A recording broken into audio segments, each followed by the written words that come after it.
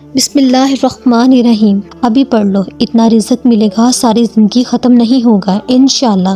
حضرت سیدنا سلیمان علیہ السلام نے فرمایا، اگر کوئی شخص صدق نیت سے اللہ سبحانہ تعالیٰ پر توکل کرے تو عمرہ اور غیر عمرہ سب اس کے محتاج ہو جائیں گے اور وہ کسی کا محتاج نہیں ہوگا، کیونکہ اس کا مالک عز و جل غنی حمید ہے۔ تو آپ نے ابھی یہ دعا پورے دل سے اور یقین سے پڑھنی ہے، اپنے اللہ پر توکل رکھ کر پڑھنی ہے، کیونکہ یہ وہ دعا ہے جو آپ کے لیے رزق کے بند دروازے کھول دے گی، آپ کی زندگی سے تاریکیوں کو دور کر دے گی، آپ کی زندگی کو خوشیوں سے بھر دے گی انشاءاللہ۔ یہ وہ کلمات ہیں، ان کو یاد کر لیں، چلتے پھرتے پڑھیں یا صرف روزانہ اس کو صرف 3 مرتبہ پڑھنے کا معمول بنا لیں۔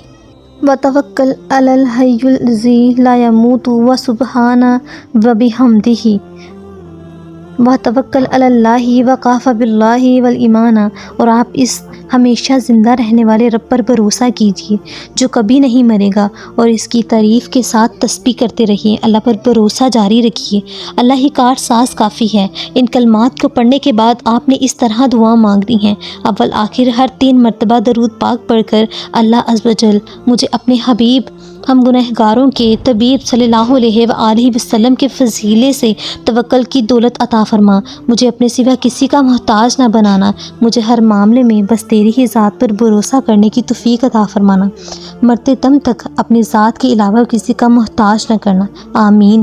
ویڈیو اچھی لگے اس کو لائک اور شیئر کریں اور ہمارے چینل کو سبسکرائب کریں۔ جزاک اللہ۔